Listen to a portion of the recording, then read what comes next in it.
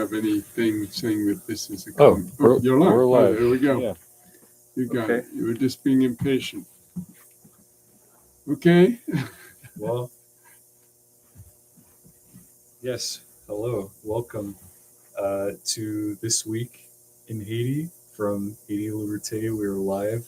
This is our first time live streaming this broadcast. So there's a little bit of feedback.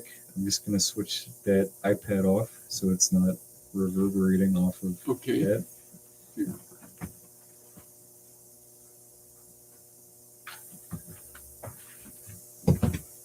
Well, you gotta- Okay, so now that we can finally successfully actually officially begin doing this For the second time, but this time for the live. second time and this time live, for those who are going to be tuning in the future can watch it live, participate in the chat section, comment, and ask questions perhaps that we can answer for these streams each weekend. But this one will be live and it'll be recorded and posted onto YouTube after the fact.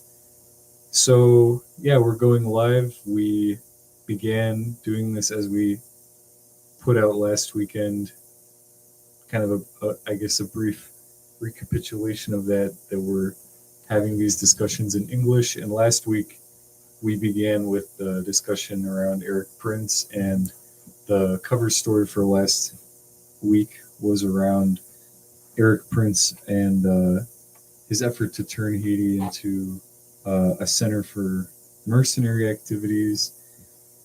And we can just, I guess, transition into this week. We're recording Sunday, September 7th, and the head article for this week's paper, this was from the 3rd to the 9th of September, is on the force for the suppression of gangs and imperialism's efforts to launch this new force designed to attack the so-called gangs in Haiti, which is an extension of and a continued discussion of what we talked about last week with Eric Prince and the mercenaries that are attempting to come into Haiti. So last week we have that recording, which we initially began to talk about who Eric Prince is, a little bit about his biography, his connection to the DeVos family, for example. And this week, the article really goes into a lot more detail about the effort to create a new extended occupation force on top of the multiple layers of occupation that already exist in Haiti.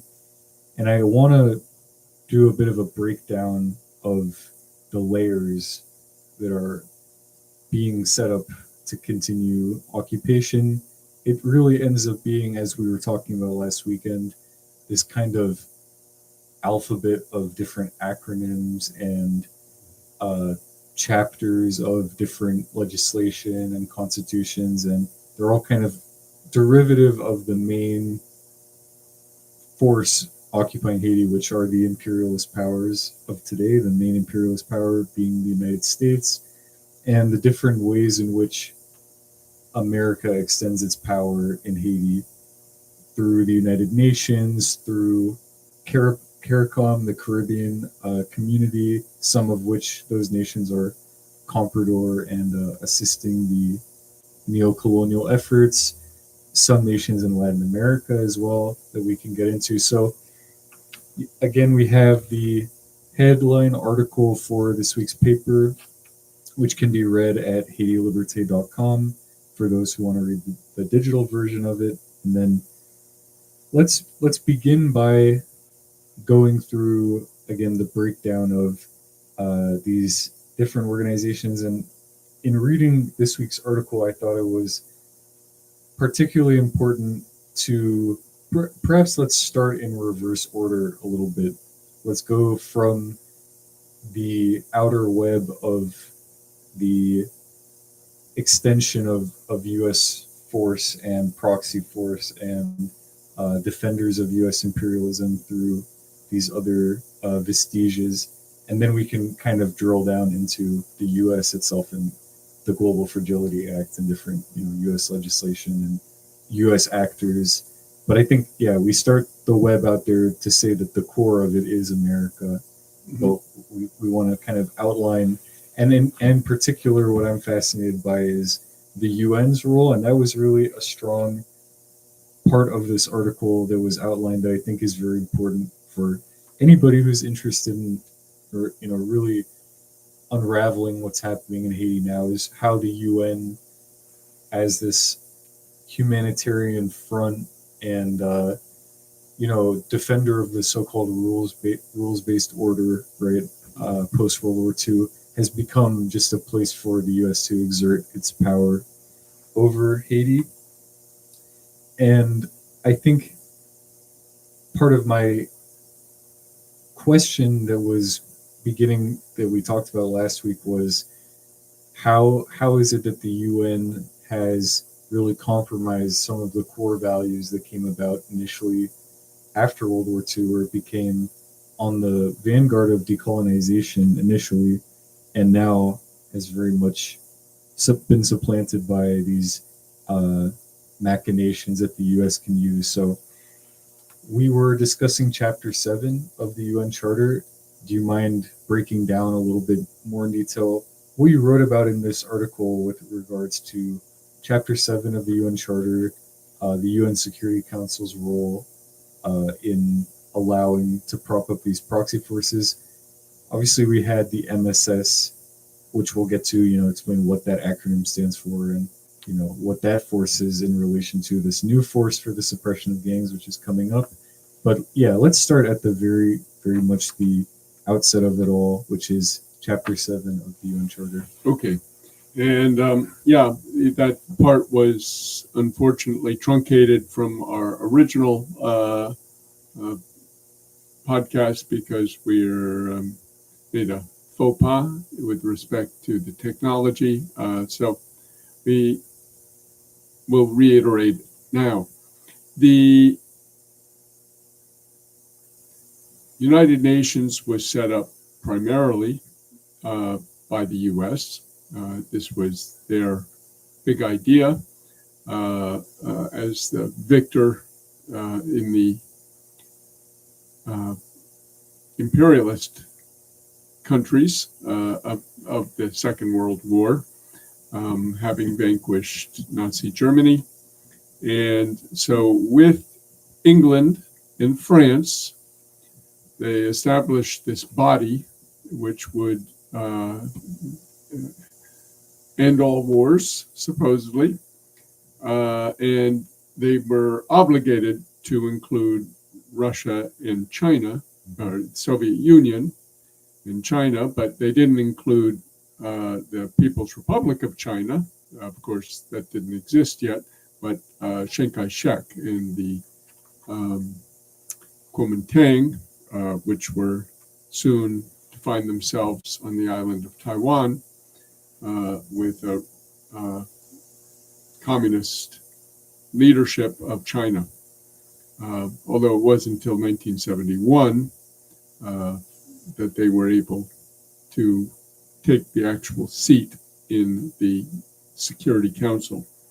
So the Security Council is really the essence of the United Nations. The General Assembly is there more for the galleries, to give people an outlet to make their statement to the world, as they do every year with respect to the blockade of Cuba, always 191 to 2, the two being the U.S. and Israel, or a million similar resolutions on Palestine and so forth. But the core of the real essence of the Security Council's power comes from the initial charter of the United Nations, which has 10 beginning chapters, and number 7 is the important one. And that says, in order to preserve international peace and security, and you'll hear this mentioned all the time, the Security Council will intervene in countries or in a situation involving two countries, because international peace and security is supposed to mean a conflict between two nations, not dealing with unrest in a single nation. That's an internal matter. That's a domestic matter. But in the case of the UN, it was originally foreseen to be simply international peace and security. We're going to intervene in the fight between India and Pakistan, or the fight between Turkey and Greece over Cyprus, or the fight between two nations. What they've perverted it and converted it into is an international peacekeeping police force that comes in and basically does the bidding of the U.S. in the case of Haiti. And of course, this was also the case in its very first operation, which was in Korea. It was basically using the UN to intervene in Korea. So very quickly, even though this was supposed to be a peacekeeping body, we saw very quickly it was going to be a war-keeping body. And the only reason the U.S. was able to intervene in Korea with their forces, or under that flag, was because at that moment the Soviet Union was boycotting or have withdrawn from the Security Council in protest. But I think that intervention and others made the Soviets rethink their stand and come back and say, okay, we're going to be there to give our veto. So basically, that is where we are in the case of Haiti. It is the first country in the Western Hemisphere to have a Chapter 7 force sent into it. And this, unfortunately, was the blunder, the huge faux pas of President Jean-Bertrand Aristide, who, after he was ousted in 1994, in essence, for them to agree to send in a UN peacekeeping force, he had to request it. And he did. And as I have explained before, my mentor, Ben Dupuy, who was then the itinerant ambassador of the Haitian government, the head of a thing called the National Popular Assembly at that time. It later became the National Popular Party. But even the National Popular Assembly was run very much like a party. But he resigned because he said, by giving the UN the authority to intervene, you are basically trampling our sovereignty. And this is, of course, proved to be the case. And the UN has now intervened on 2 occasions. In 1994, it was supposedly going in to stop a coup, but it was really to stop a revolution. And that was again invoked. Chapter 7 was again invoked. I'll just step back for a minute. Chapter 7 was controlling Haiti from 93, when it went into effect, until 2000. So for those 7 years. And then in 2000, Haiti went back into Chapter 6, which is where in the troops that were in Haiti at the time, the UN troops were withdrawn in 2000. And Chapter 7 returned. No, Chapter 6, I should explain, is where the UN acts as an advisory body, an advisory, not, they don't take over the government, they don't take over the military force of the country, but they are advising it. And it returned in Chapter 7 form in 2004 when they needed to oust Jean-Bertrand Aristide. Now, the fact is that when they tried to justify international in the flight of people from Haiti for the due to the violence, are destabilizing the neighboring country of Dominican Republic, which shares the island of Hispaniola, in the Bahamas, which is a chain of islands, which is largely a Haitian population, at least originally. Think Sidney Poitier, who is a famous Bahamian actor, but he was actually originally Haitian. So this is the status that Haiti has been returned to. It after that 2004 period, Haiti got out of Chapter 7 again under Jovenel Moïse, who got us back to Chapter 6. But now, once again, Chapter 7 was invoked, and I forget which resolution when it was, but after his assassination on July 7th, 2021, the UN Security Council again managed to get Chapter 7 invoked. So they now have the possibility to send in troops again, but the world has changed. We now have a multipolar world, and China and Russia understand very well what the US is doing, and they can point to the very sorry record of the two previous US, under the UN flag, interventions in Haiti, even though in both cases they would put other nations in front. In particular, in the last one, the MINUSTAH intervention of 2004 to 2017, they put Brazil in front. Brazil was always the adopted team of Haitians during the World Cup because of their soccer prowess. And so they thought that would trick the Haitians. But it only vilified the Brazilians in their eyes. And as a result, Brazil is not going to be leading any more interventions into Haiti. So they are always hiding behind a proxy, but China and Russia understand very well that this is a U.S. game that they're not going to allow anymore now that daggers are drawn between the U.S.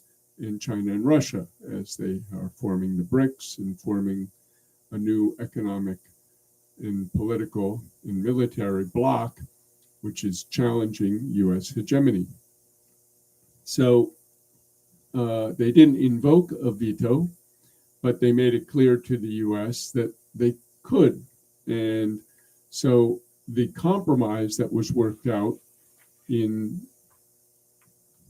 2022 was for there to be a force which the U.S. would organize, in which would be voluntarily contributed to by the other nations of the world, but nobody else stepped up. Everybody refused to do it. And hence, the MSS, which is the Multinational Security Support Mission, which was headed by Kenya, that became the new Brazil proxy, has been a miserable failure. And so they are now trying to figure out, one, how to get a bigger force in, because they were supposed to have 2,500 troops in this force, but they have just under 1,000. Mostly 700 of them are Kenyan, and the other 300 are Guatemalan, Salvadorian, Brazil, Jamaica, Bahamas, Jamaica, and Belize. And as a result, the new proposal at the end, on the 28th of August, to the UN Security Council was for, we called it last week the FSG, the Force for the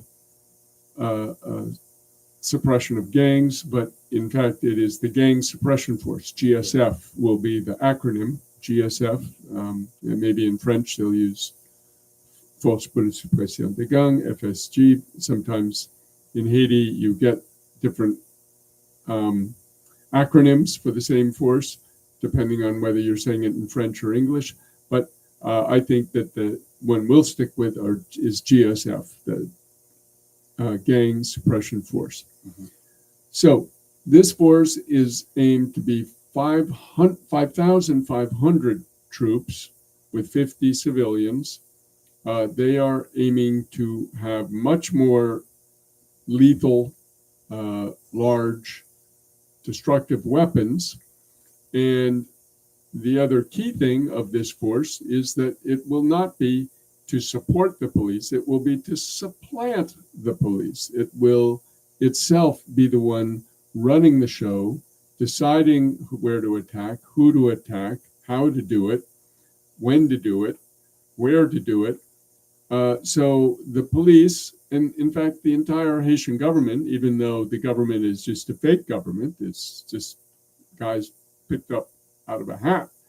Of course, a hat that the U.S. likes.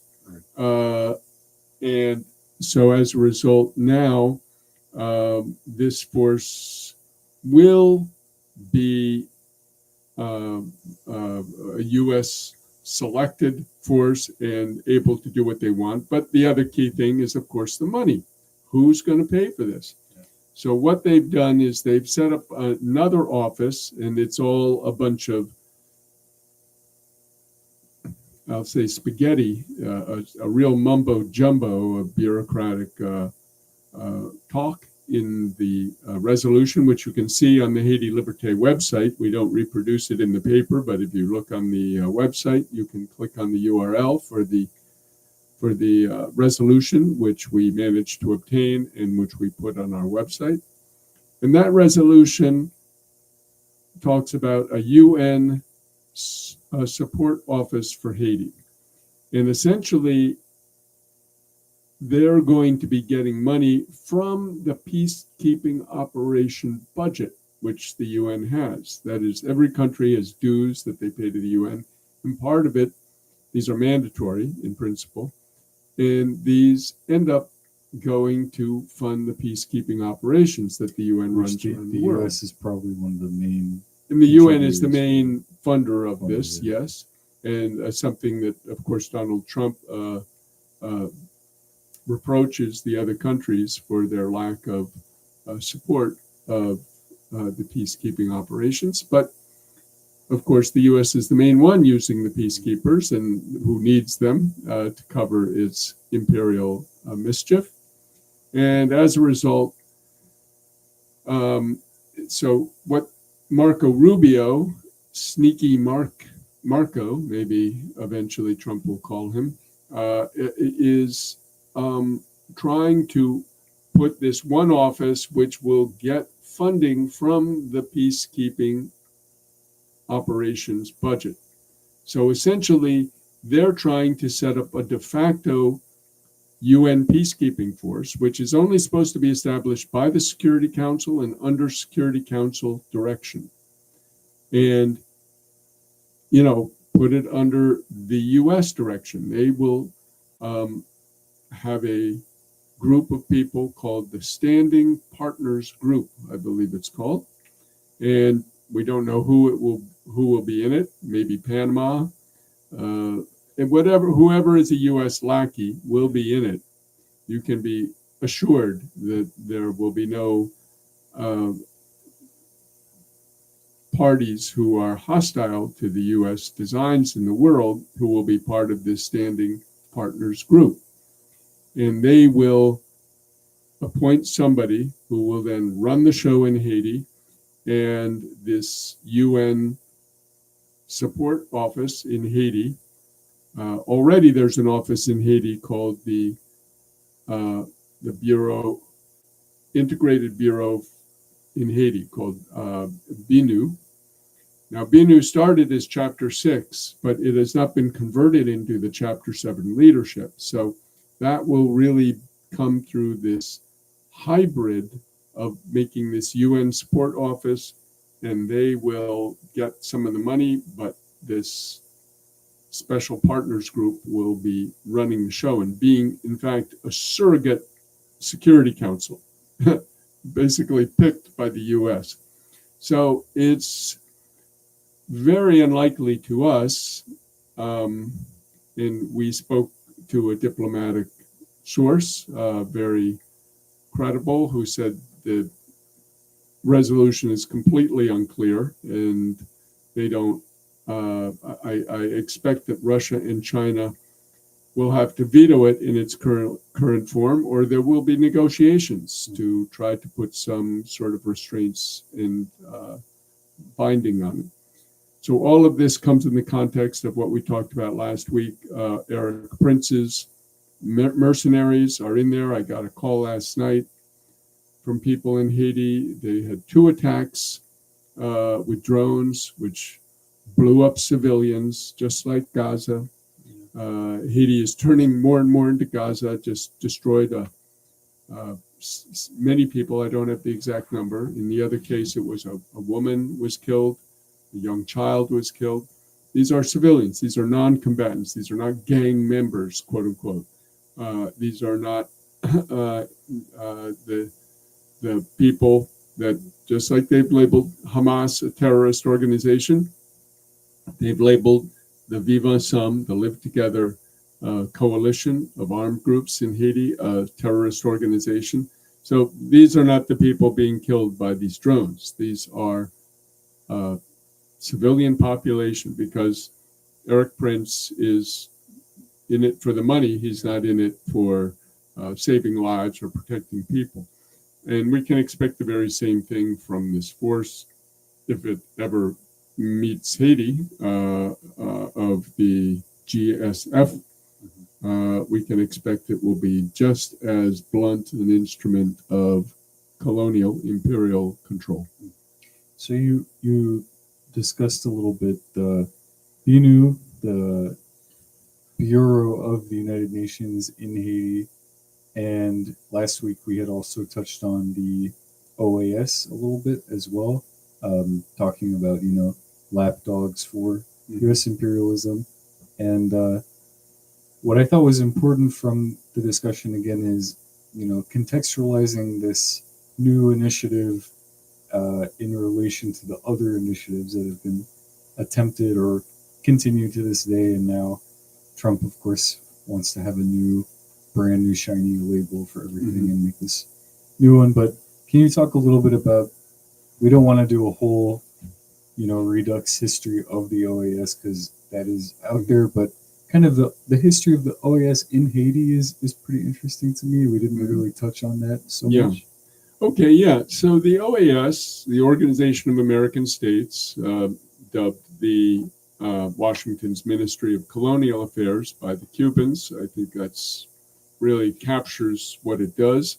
Of course, its headquarters is in Washington. It was seen very much as a sort of extension of the OAS.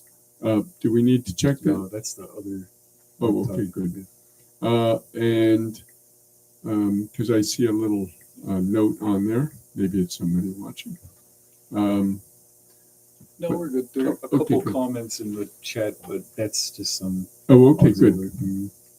So the point is that the OAS has not got an executive arm the same way the UN does. It is not a executive body. It is there to create a number of institutions that can act as I could say political pressure on countries and act really as a cover. It was more of a fig leaf for U.S. machinations in Latin America. And it's been very much discredited, first with its expulsion of Cuba after the Cuban Revolution. And I believe I should have checked maybe before, but I believe both Venezuela and Nicaragua are either out of it or in the process of getting out of it. So as countries become more and more independent of U.S.'s control, they pull out of the OAS. But Marco Rubio very much wants to use the OAS, which the one time it was used for intervention was in 1965, exactly 60 years ago, in the Dominican Republic, where U.S. Marines under the OAS flag came in and fought a very bloody war of several months in Dominican Republic, mostly in Santo Domingo, the capital. And ever since then, the OAS has been very leery, most countries, even if they are basically puppets of the U.S., but they've been reluctant to be seen as puppets of the U.S., even if they are.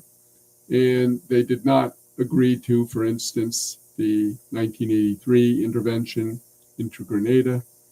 The U.S. had to make a kind of concocted group of Caribbean vassal states to be the front for that. They did not agree to the intervention in Panama. The U.S. did not even bother to make a coalition of the willing for that. So this would be something now that the U.S. is trying to find a way to get the OAS involved. And the way they're doing it is there's a program that the OAS has for Haiti, basically to mentor and train policemen. It's called Haiti Secure. Secure is capitalized.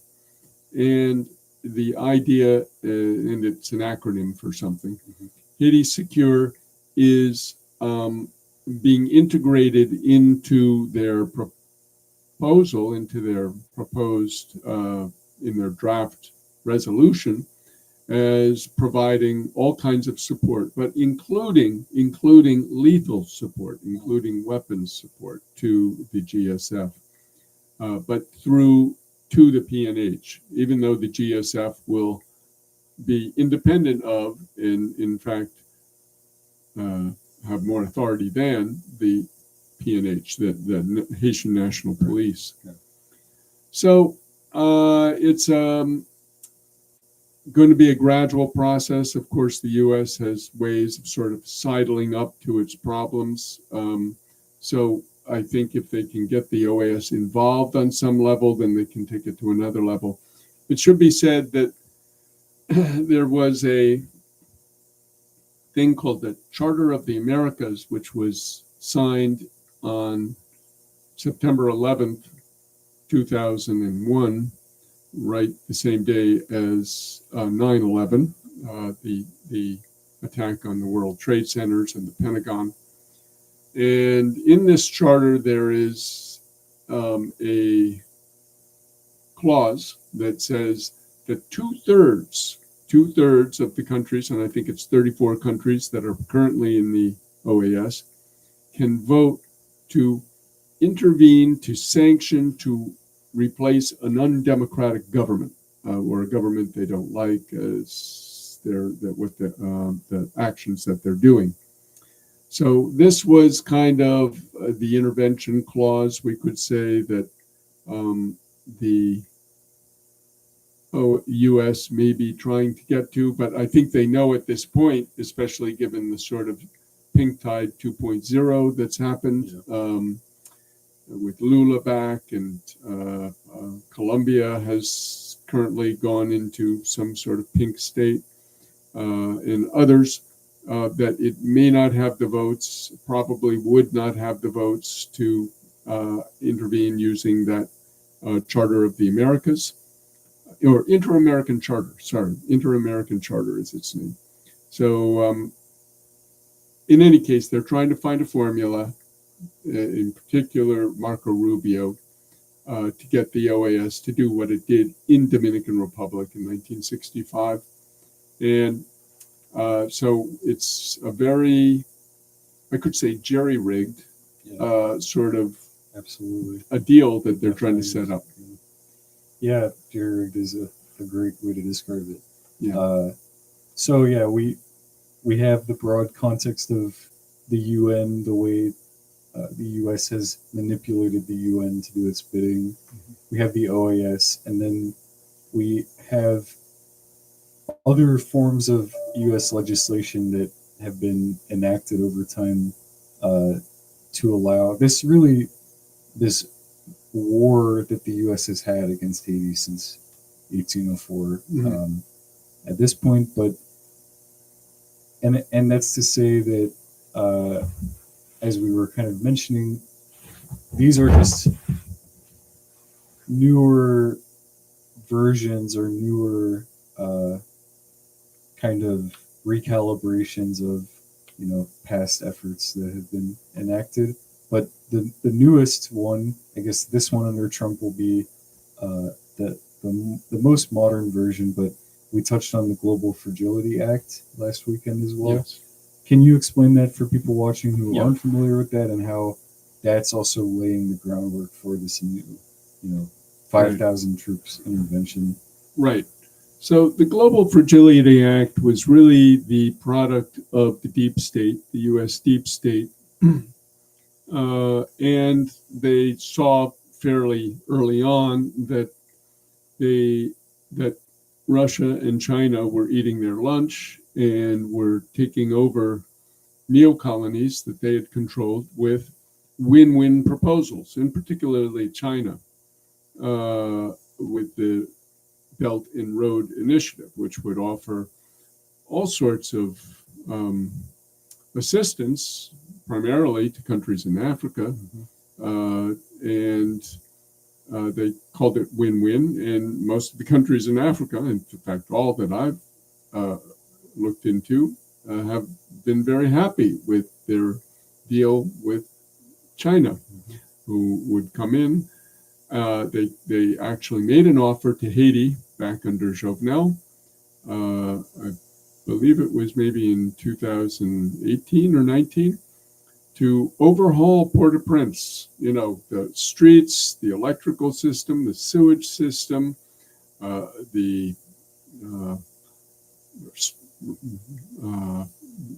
the various infrastructure of the city. $4.7 billion they were ready to put in at that time. It would be more now. And it was turned down, of course. However, these programs have been winning them political allies and economic arrangements with many countries. And the U.S. said, we have to find something to push back. So that's the Global Fragility Act. The globe is becoming more fragile because it's moving away from us in the U.S. So their formula, to simplify it, because it's a lot of, again, mumbo jumbo, but is to use three agencies, which were the State Department, USAID, which was in fact an arm of the State Department, and the Pentagon, the Defense Department, to go into a country and make it less fragile. But it's a bilateral arrangement they do with each country for 10 years. But the essence of it, as it always is the military element. And part of this, even though it's not spelled out exactly in those terms, is to put troops in the country, to make a military base or a military presence in the country that you've got the Global Fragility Act with. Haiti was going to be the pioneer, was going to be the first country that they were going to do it in. Really? So far, Wow. They had 5 starter countries: Haiti, Mozambique, Papua New Guinea, go figure, Libya, and then, and this is another go figure, they took the 5 countries of West Africa, Togo, Ivory Coast, Benin, and forget the others, but they call that one country. I don't know. I don't even understand why they did Might that. be the Sahel. Or Well, a little south. yeah, well, the Sahel. Sahel developments, of course, are motivating that. And I think because of the Sahel developments in the formation of the AES, the Association of States of the Sahel. They have moved Africa, those 5 African countries, to the front of the line. And Haiti has been so intractable that I think it's moved back maybe to the end of the line. Anyway, the other reason it might be at the end of the line is that Trump gave a body blow to the USAID. So the idea was basically, we're going to put our troops in the country to tamp down any, terrorists or anti-business forces that were growing in the country. And 2, we'll put the country on a lifeline of U.S. food aid, which is, I believe it was Hubert Humphrey said, food is a weapon, and it's our most important weapon. Yeah. So basically all the excess wheat and corn and rice, etc., that the U.S. can't sell in the U.S., they want to sell it, use it in other countries to basically get them by the belly. And if you have somebody by the belly, you have them. You control them. The hand that feeds control. Right, exactly. And we can see very much, for instance, Venezuela, where I was at the end of July for a conference of anti-imperialist journalists. They've basically, in the 13 years or the 12 years since Hugo Chavez's death, have basically totally revitalized their food production capacity, where they produce 100% of the food they eat. So this is, again, a sign that food independence can contribute to your political and economic independence. And the U.S. understands this very well, and hence they're trying to go in and dump rice on Haiti. This is precisely what destroyed Haitian rice production. Haiti used to be able to feed itself with its rice. It no longer does, because the Artibonite Valley, which once was beautiful emerald green expanse in the center of Haiti, in the mouth of Haiti, has now become brown and largely unused. Taiwan, who remains with its foot in the door in Haiti, occasionally will develop a little rice production farm here and there, but the majority of the valley is no longer producing rice because of the cheap rice dumped on it. And this is basically what the U.S. foresees with the Global Fragility Act. So we get the people, we get the farmers off the land, we need them in factories to make cheap things for us, because we're going to war with China. And when the factories that have been producing all our cheap electronic devices, etc., in China go offline, when the war with them begins to really heat up, we're going to need cheap places to build them, and Haiti is one of them. So we'll have all those people off the land, we'll be feeding them with our extra food aid, and we'll have the troops there to make sure nobody gets any ideas. Well, that certainly sounds like the way Marx described primitive accumulation occurring, in terms of clearing the agricultural workout, and then driving the Enclosure Acts. The Enclosure Acts, creating the proletariat out, as we were, you mentioned last week, even Port-au-Prince growing so massively in size, and developments in Venezuela with regard to the U.S. incursions in Venezuela this week. That was in the paper a little bit as well, and we talked about that, and it bears very heavily on the developments with respect to Haiti, because of the relation of those two countries under Chavez, as well having the Petro-Caribe ties. But I want to, we can go into that maybe a little bit later on, in terms of kind of how other nations are responding in solidarity, that are actually trying to help Haiti, or are in a common struggle with the U.S. American designs upon them, like Cuba and Venezuela. But there are a couple more actors, and I thought that it might be useful this week to go into detail on three individuals to represent, this apparatus as well. Because last week in our discussion that we had, we kind of touched on the organizations broadly and their capabilities, but we didn't really, even talking about, for example, having a bureau that is the UN Bureau for Haiti. I think a lot of questions that might come to mind are where is the bureau? How big is its staff? What are its capabilities? What are its functions, etc. But I want to hone in on, perhaps this will be a good segue also to talk about another article in the paper, which was Jimmy's letter to the new head of Jimmy BNU, Cherizier's letter to the new head of BNU, Carlos Gabriel Ruiz Macio. Mm-hmm. Yeah, he is the new head of the BNU, which we previously discussed. What is the BNU? And he is a Colombian official who's been appointed now. I guess a bit of background that I'm familiar with: he helped in the negotiations with the FARC. Right.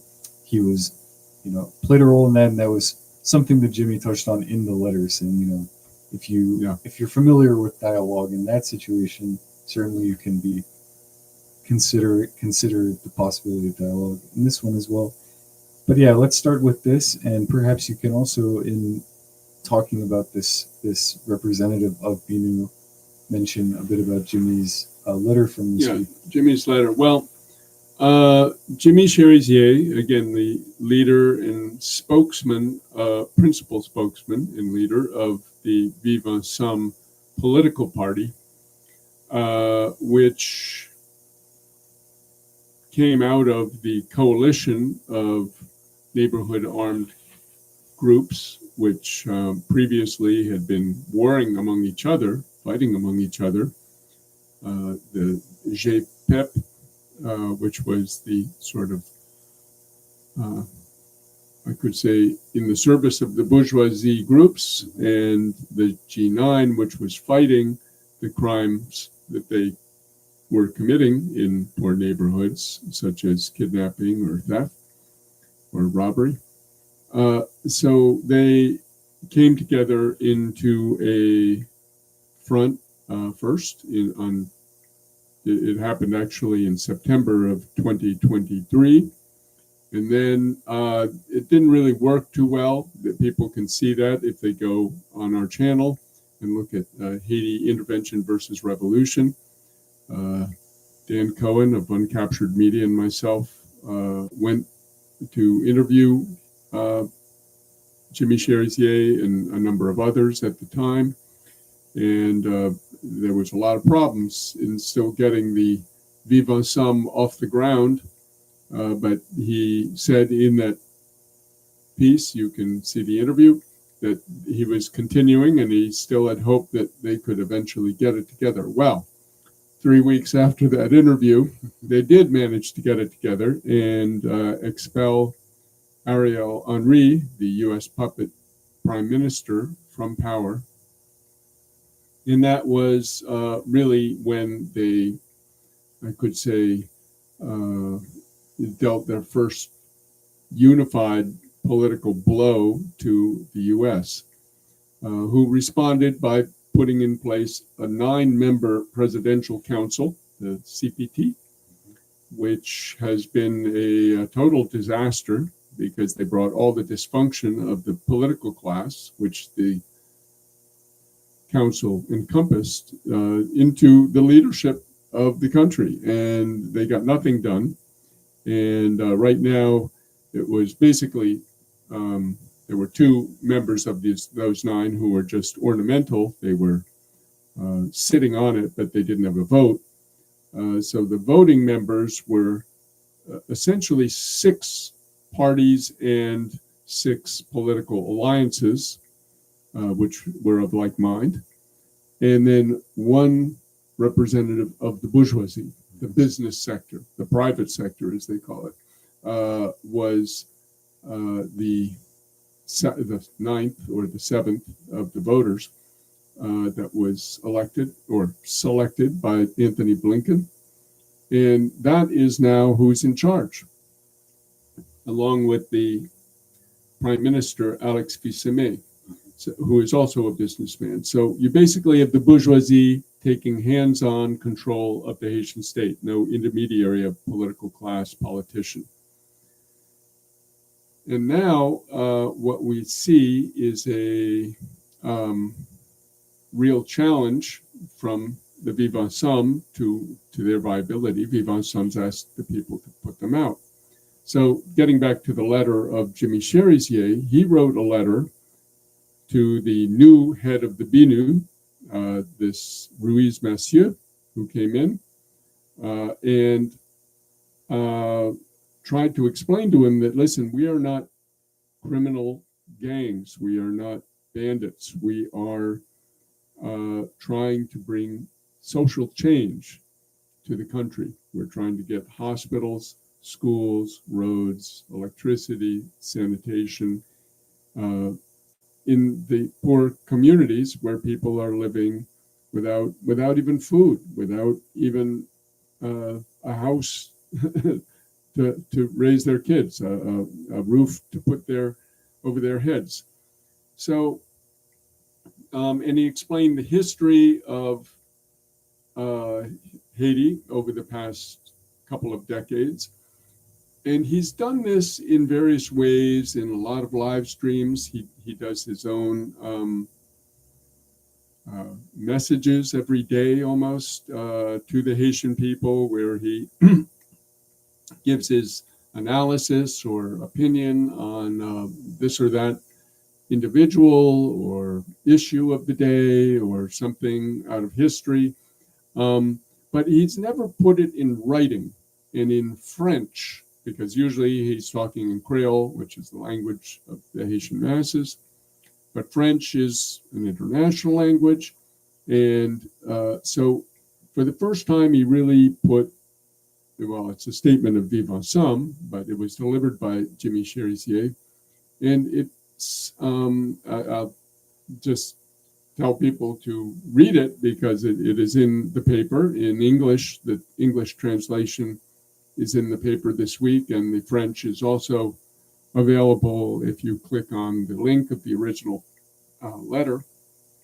So he sent this letter to Ruiz Massieu in the hopes that he would understand and be able to facilitate the dialogue.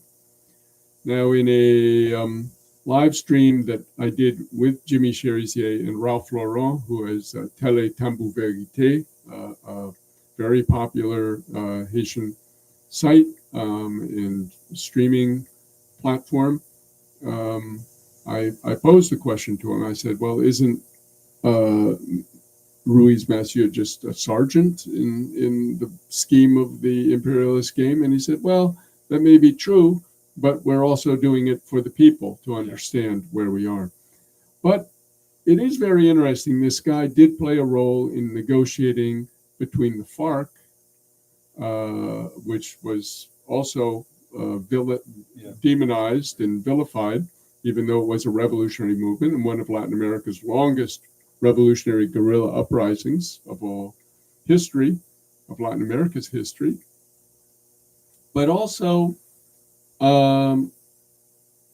he played that role, and might he be able to play that role in Haiti and somehow pressure or bring about or play a role in the dialogue that Jimmy Cherizier has been calling for and the Vivant Ensemble has been calling for? Because their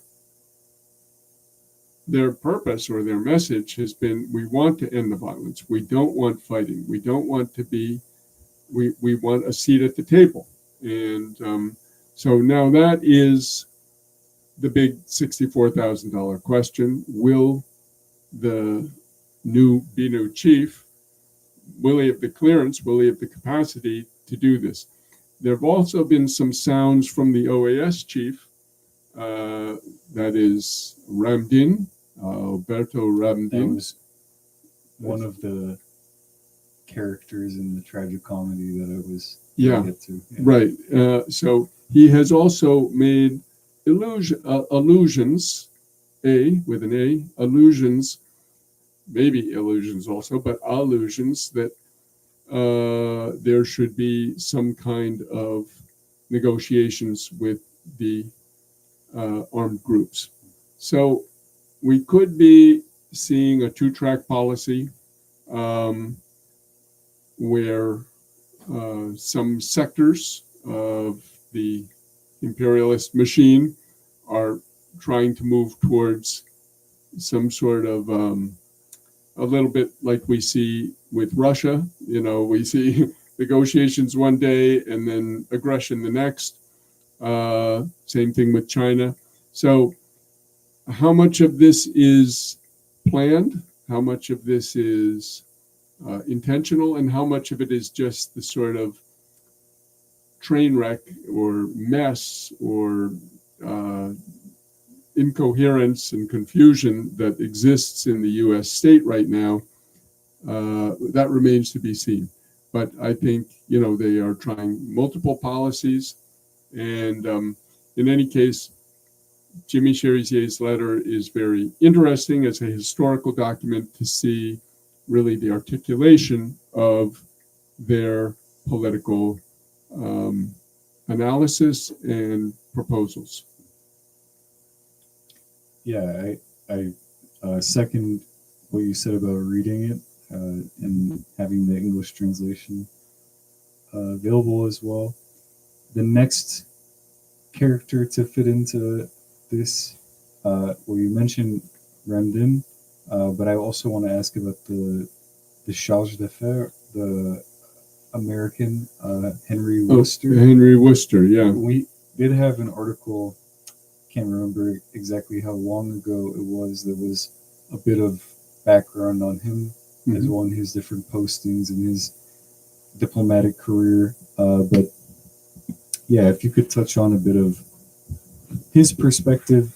I mean, one question, this might be a little bit of just an uneducated question, but why is he not the ambassador officially? Why is he just charge d'affaires? Yeah, that's just an ambassador has to be received by an elected government, and Haiti has no elected government. So, in principle, every U.S.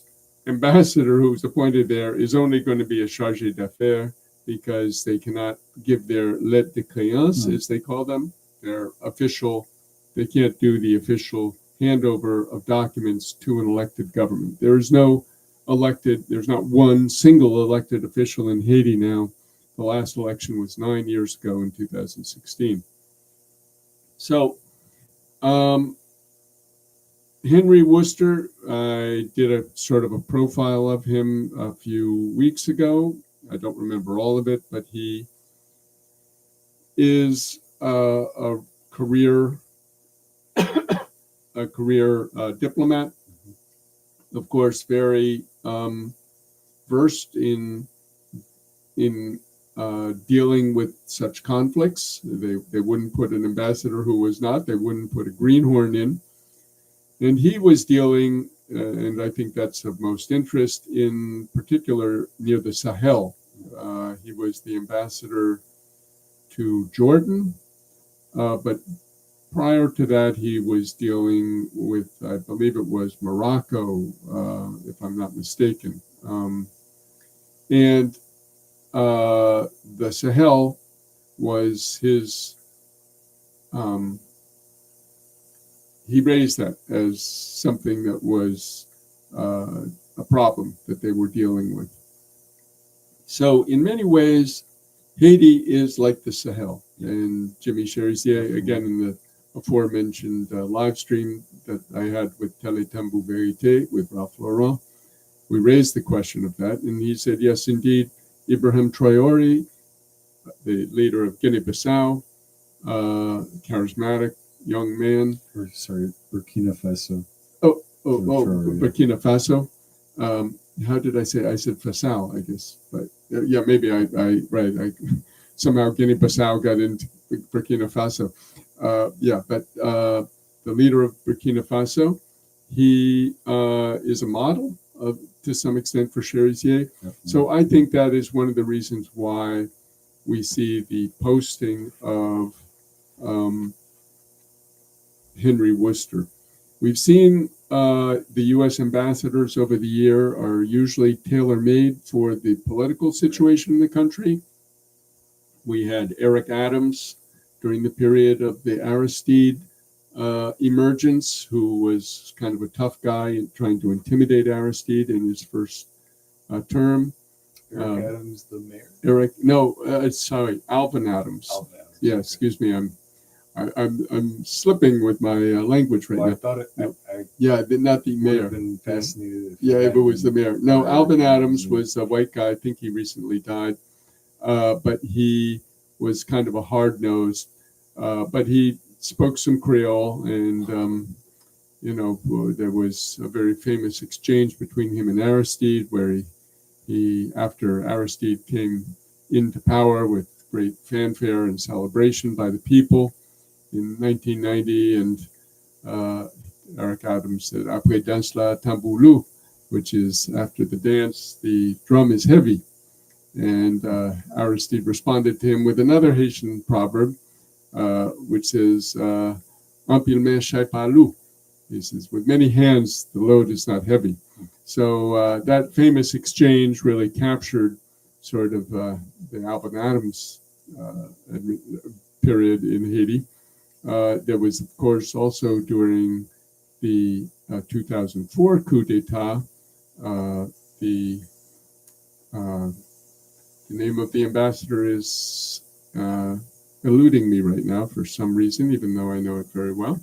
But in any case, he recently wrote an op-ed in the Miami Herald, I believe, or Washington Post, calling for the U.S. and for Trump to go in and intervene militarily in Haiti. He said, you have to do that every now and then because Haiti just is so unruly, is so, rebellious that you have to go in every now and then and put your foot down. So that was Patrick. It'll come to me in any case. Yeah. Well, so we're touching on, for those maybe joining in as we're just continuing this discussion, the U.S. presence, as you just articulated pretty well, putting the foot down. And something we had touched on last week was the drone warfare program. You gave that update just now, which was about some recent figures of casualties from the drone warfare program.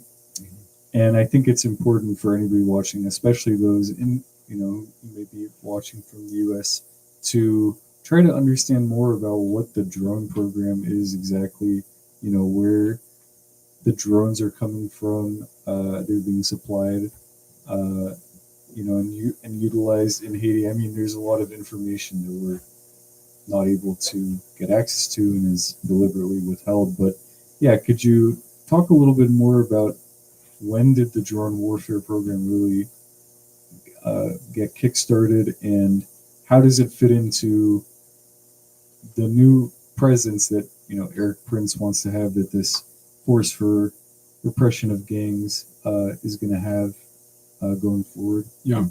Well, the drone war started on March 1st of this year with an attack on Jimmy Cherizier in Delma 6. And 2 explosive drones were flown in there. They killed about 2 people and wounded 16. 16 people wounded, 2 of whom died. One of Cherizier's 4 security guys was badly hurt. He didn't die, though. The people who did die were disabled people with mental and physical disabilities in a house in Delma 6, where, in particular, the second drone did a lot of damage. So these basically guided missiles, guided bombs, have killed many civilians in Haiti. Recent UN Uh, reports say that 1/3, something like 350 people, in the last 3 months, I believe that was for May, June, and July. Again, it's in Haiti Liberté, were wounded by these drone attacks. Um, all that the government said was it was a task force who was doing it. It wasn't the police, it was a task force. At that time, the president of the CPT, of the Presidential Council, was having a fight with Ramon Normil, excuse me. People sometimes put it Ramon Normil, Normil Rameau, thinking Rameau is the family name, but his family name is in fact Normil. So Ramon Normil, the chief of police, was having problems with the prime minister in particular, Alex Didier Fils-Aimé, the aforementioned businessman. And nobody really knew who the task force was. They didn't really know until, as we pointed out in the article last week, Rod Joseph, a Haitian American veteran soldier, went to the New York Times, BBC, a few other outlets, and blew the whistle on Eric Prince. And Eric Prince, it turned out, was the guy who was sending these drones into neighborhoods and blowing up basically civilians and not soldiers of the Vivant Somme. So this program has come to light, and as I said yesterday, I got a very distressed call from Ralph Laurent, in fact, talking about the recent attacks. There was an attack yesterday and the day before. Well, I would say 2 days ago and 3 days ago, because that was yesterday it was yesterday, that's correct, and the day before, that is Saturday and Friday, that killed a woman, a young girl, and a number of people, I think, who were in a bus. I didn't have a chance to totally look into it since I got back from travel just before this interview, this session, but it is par for the course. And already the UN has said that 1/3 of the, just to go back and give figures, the UN in their 3-month review, and I think it was May, June, July, said that 76% of the deaths of civilians, of people who are innocent of any kind of involvement in armed groups, etc., were killed by the police and the armed attaché, we used to call them in the old days. Now they're brigadier, on the brigades, which are basically paramilitaries connected to the government.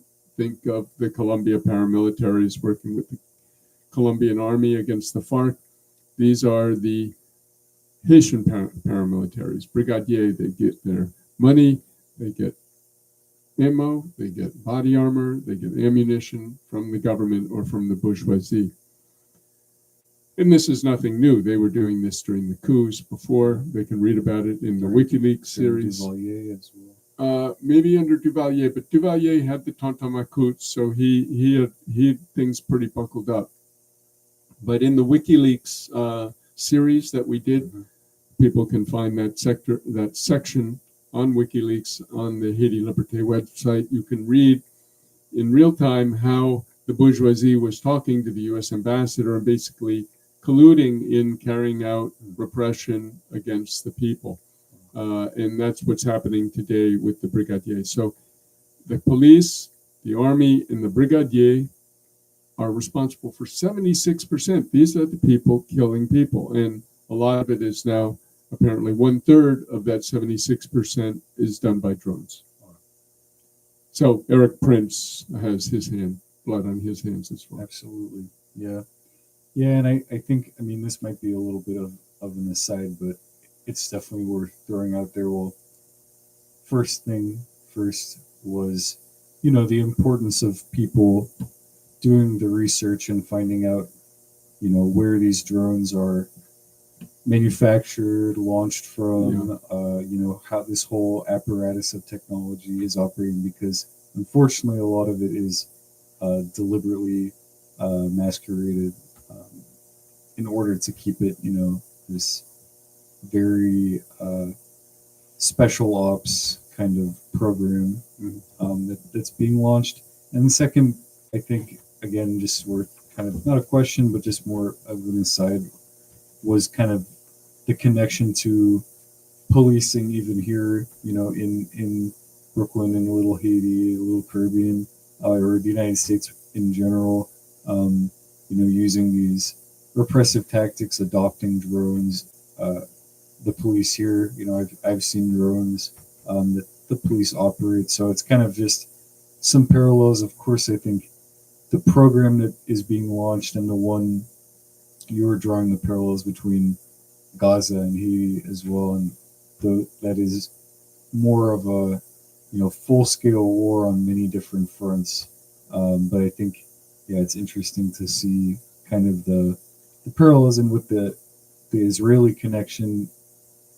The drone warfare program was a big part of looking into how are universities implicated in this, how defense research contracts and grants that are being just handed out. That was something that a lot of the pro-Palestine movement has looked into. So, it's worth saying. Yeah. Well, we need to look into this, and I hope that Travis Ross, our most intrepid investigative reporter, will see this. And he's done a lot of work. He did the article 2 weeks ago that we talked about on Eric Prince, and I trust that we can find out. I mean, I'm sure the drones are of U.S. manufacture. I don't know that they would use Chinese drones, but who knows? I mean, but in any case, the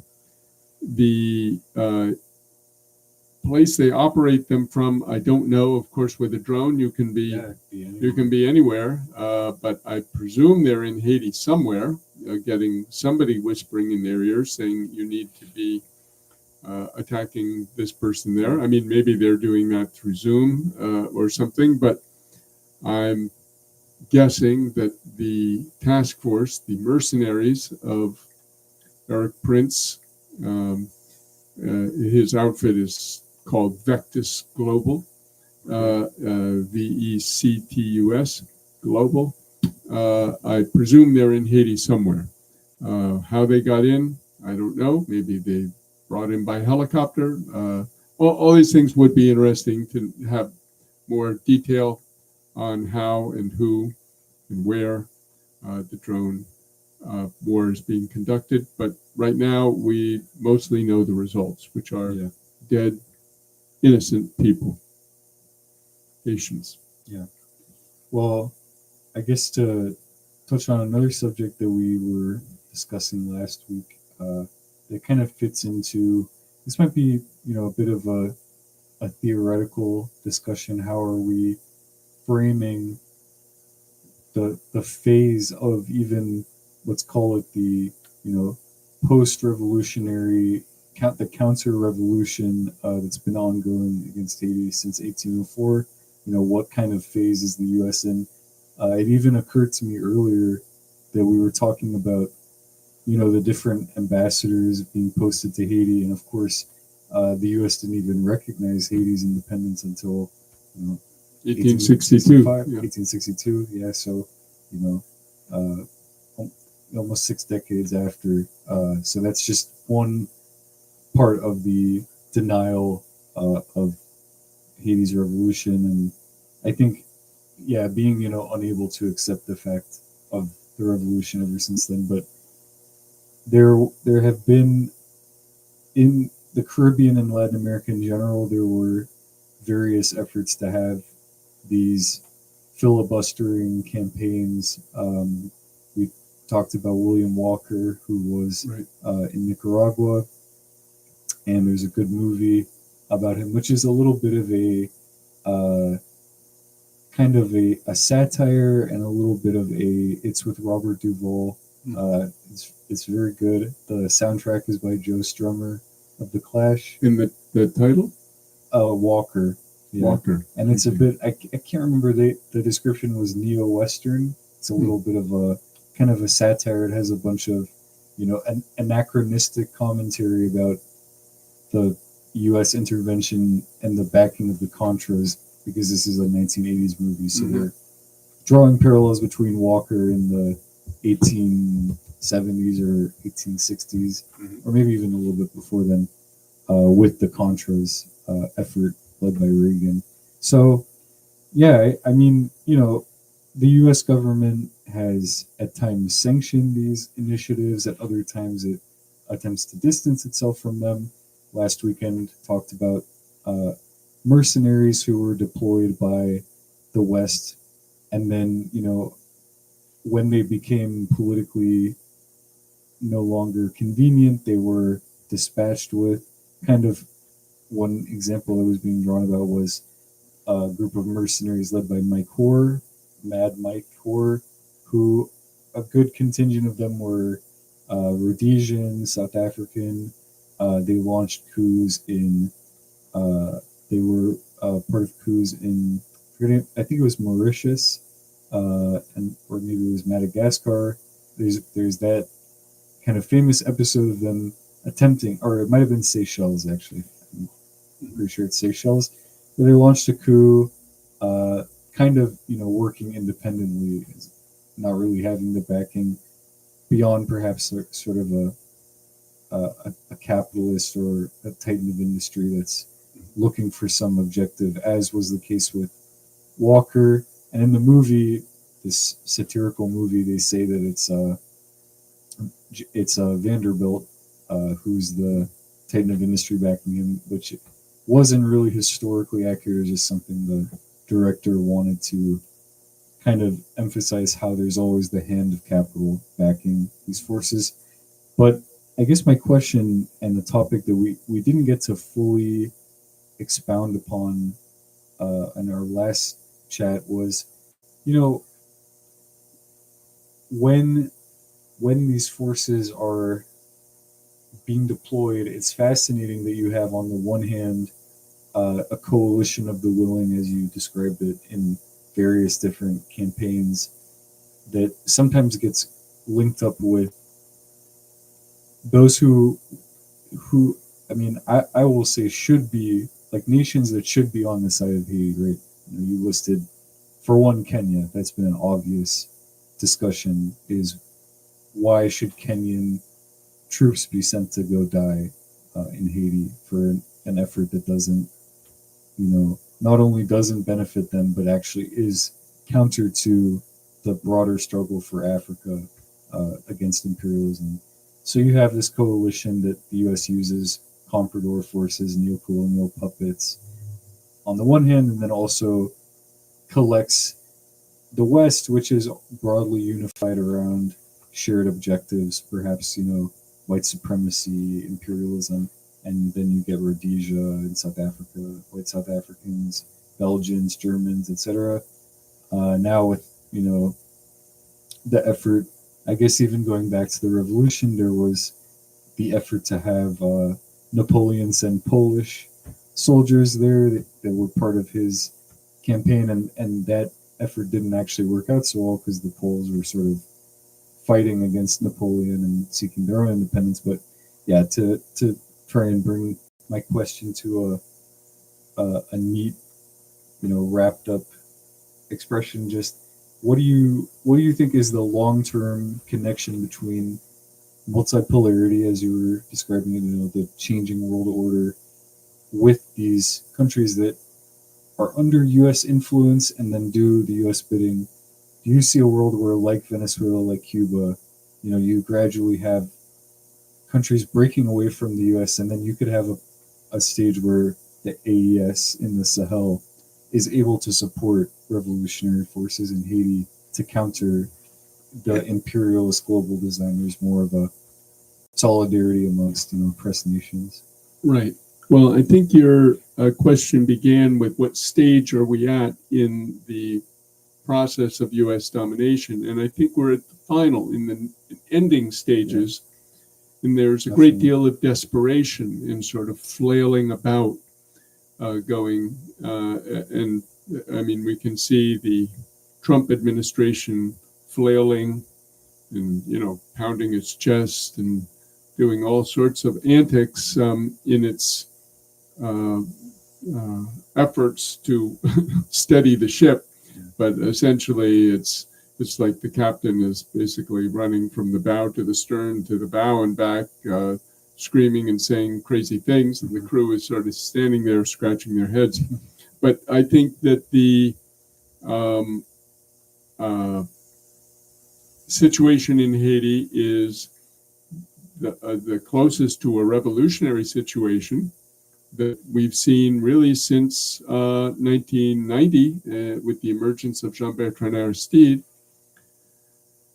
And of course, the U.S. organized 2 coups d'etats to put him out of power, followed by 2 interventions.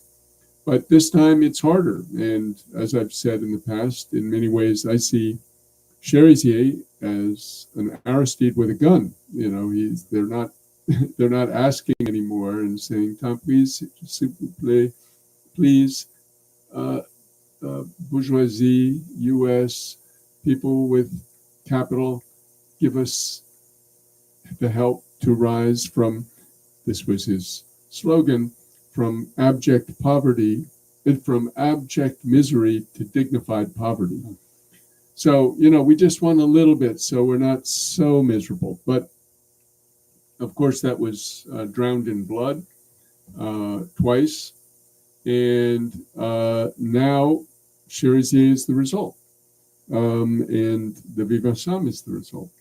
So this is not just a political revolution as Aristide's was, which was just in the political apparatus, but this is a social revolution where Cherizier and the Vive Ensemble are demanding change of ownership of the means of production, of the land, of the factories, of the banks, of all the elements of the economy.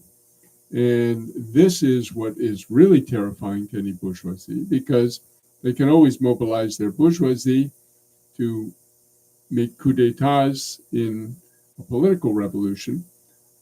And we've seen that Venezuela, for example, has basically been able to convert a political revolution into a social revolution by incrementally taking control. But Haiti's, I don't think, will be so incremental. I mean, if they were to negotiate, maybe that would happen, and maybe the Vive Ensemble would fold in some manner into. But at this point, the U.S. That sort of is moot after Aristide tried that. Right, Aristide sort of tried that, and they smashed it twice.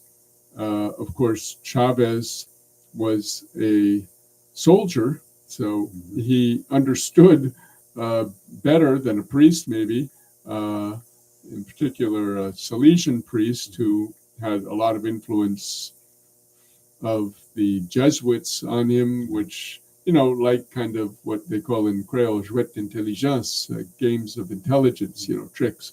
I mean, Toussaint Louverture, who is Aristide's model, was very good at playing off imperialist, colonialist powers. Britain against France, France against Spain, Spain against Britain.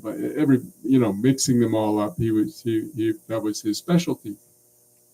He was also a general who fought battles too. But in any case, all this to say that I think the masses of Haiti are now armed.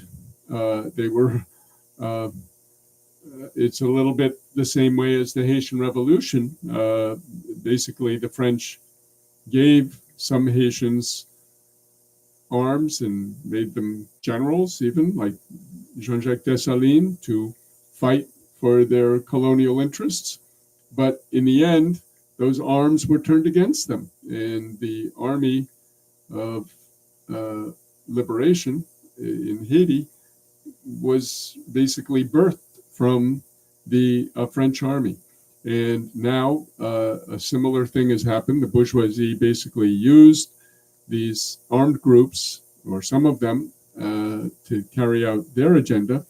And now, as Cherizier has always been asking them to do, they've turned their guns on the bourgeoisie, and by doing so also against the U.S. So it's a stage of desperation now, and I think can Burkina Faso, Mali, Niger, other countries liberating themselves. In the early stages, I don't think it's really feasible. They're just trying to consolidate themselves. They're at the stage that, Stalin was in 1920, just trying to make socialism in one country and stabilize the revolution. So you are in that state in the AES. Some other established powers like China or Russia, maybe even Venezuela, could provide. Venezuela, of course, has helped Cuba through some very tough spots and continues to do so even as late as this summer. So maybe they could help an emergent revolutionary government in Haiti. But for sure, the U.S. is desperate to keep this country, this neo-colony, from being lost. And that is what they're faced with right now. And that's why you see them calling the Vivants some terrorists, because they want to be, once you say terrorists, now you can do anything. Now, any military action, we saw it last week. Well, maybe it was an AI fabrication, but the U.S. government, Trump and Rubio, claim that they bombed a boat going between, Venezuela and Trinidad, supposedly going to the U.S., Boston whaler, a speedboat, a very small boat. DJ Prashad said it looked like a Boston whaler. I think that they don't care about international law anymore. There's absolutely no international law that justifies you bombing a boat of people which may or may not have drugs, which may or may not be going to the U.S., simply because you said so. Well, they're saying, doing it because they're terrorists, and we said Maduro's a terrorist, and he's in charge of them, and they're all terrorists. So it's just desperate, frantic flailing, and that's the stage we're at. We're in a very, very dangerous moment in world history. We're going to see international law trampled in Haiti and in the Caribbean and in Latin America, and hopefully it doesn't get into the nuclear realm. Well, I do think that the point you were making about the undermining of this system by the French arming colonial subjects and enslaved people to fight their wars for them. We were kind of talking a lot last week about even Machiavelli's perspective on mercenaries, and it's fascinating to think that there's this proletarianization that's occurring.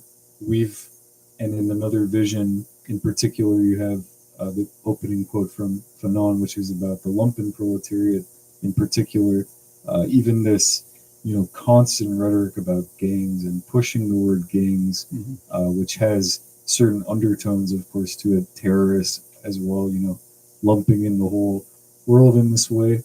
But it makes me think of the quote of, the grave diggers of capitalism, that we hand the shovel to the proletariat to, in the first sense, to work, but then it ends up being, the grave digger for the system as a whole. So that's a little bit what has occurred and will continue to occur as there is just the contradictions of capitalism sort of fold in upon themselves.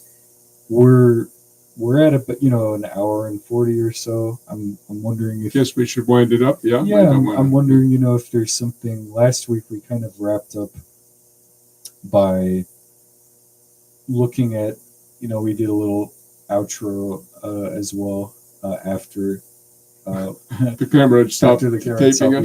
we had our own discussion. Then the outro was a little bit of what to expect going forward.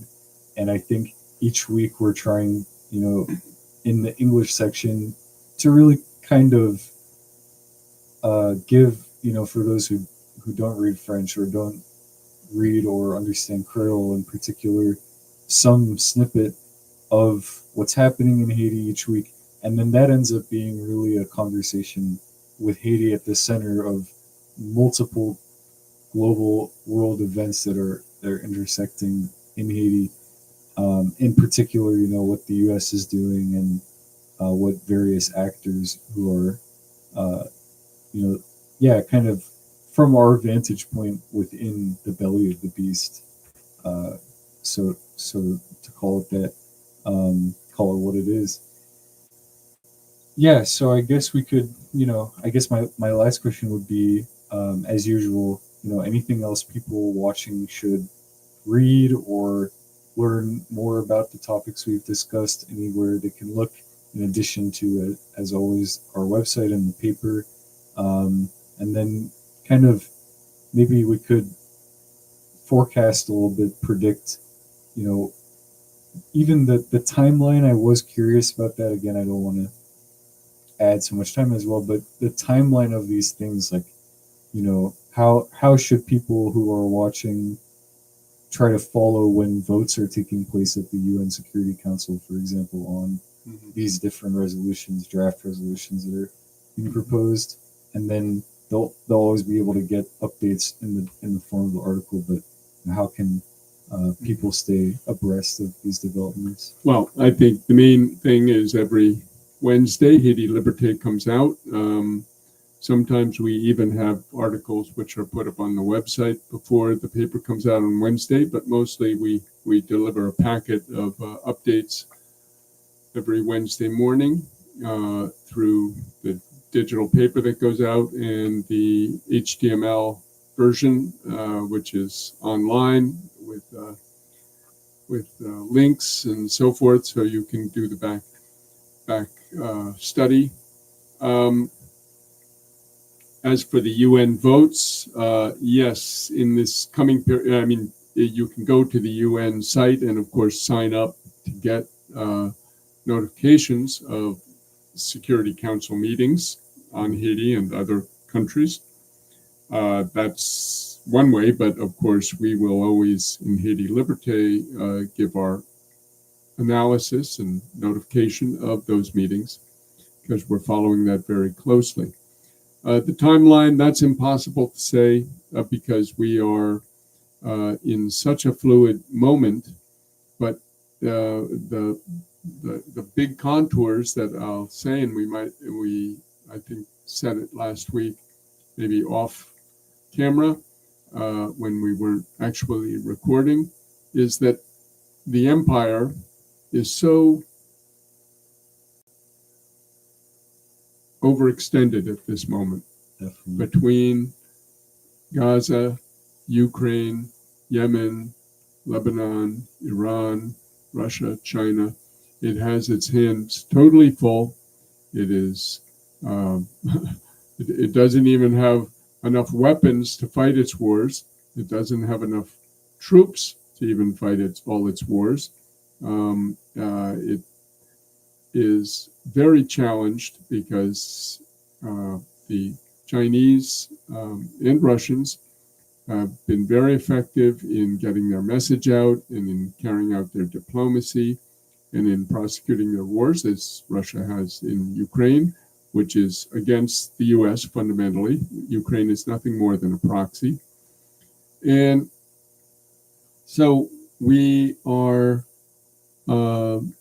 at a moment where Haiti has a chance. And as we said before, you had a number of nationalist leaders that emerged in the period after the Second World War, when there was this battle between the imperialist nations, the emergence of Mossadegh in Iran, of Arbenz in Guatemala, of Vargas and Goulart in Brazil, of Perón in Argentina, and of Dumarçais Tomé in Haiti. These were all some form of nationalist leaders who the U.S. had to crush, and they couldn't do it until they'd settled things. And I don't see the U.S. being able to resolve the problem of the emergence of the BRICS anytime soon, if ever. I really think we are witnessing the death throes of the U.S. empire. And Haiti, I think, will be a very symbolic and important revolution if it can come about in the next months or years, because it's not so that it's such a challenge. It would be the second. It would be the second, yes. It would be the second social revolution of Haiti, the first one being 1804. And I think that with its proximity to Cuba, its sharing the island with the Dominican Republic, it may look small, but it would be a huge, huge loss, much as the loss of Israel, which is about comparable with Haiti, as we've explained in an article, again, in Haiti Liberté. Haiti and Palestine, they're about the same number of people, about 16 million, about the same land mass size, the two countries, the original Palestine, and the same histories of countries which have scrimmaged over their territory for all their history. So, we think Haiti is a small but extremely influential nation in Latin America and in the world. And we hope that the Haitian people in this period can be able to bring about the change that they aspire to. Well, thank you for those who joined the live stream. Any last? No, those were my last words. I'm not going to go any further. Well, yeah, very definitely agree with the points that you made, and I'm glad to see a couple people join, made some comments. We'll go back and read those after the fact. I think can kind of get a sense of what the telespectators, the telespectator, and spread the word. We'll be doing this every Sunday at about noon. Yeah. Generally speaking, today I was traveling. I didn't get back till now, but thank you, Joseph, for really spearheading this effort to get us live. Yeah. Okay. Yeah. Excellent. Thank you. And thank you next Sunday for the people who made comments. Well, I hope we're thanking them. Maybe they're not very happy, but we'll see. Well, yeah. All right. Okay. Yep. Next Sunday, we'll be back and continue having the live stream format. Okay. Yep. Very good.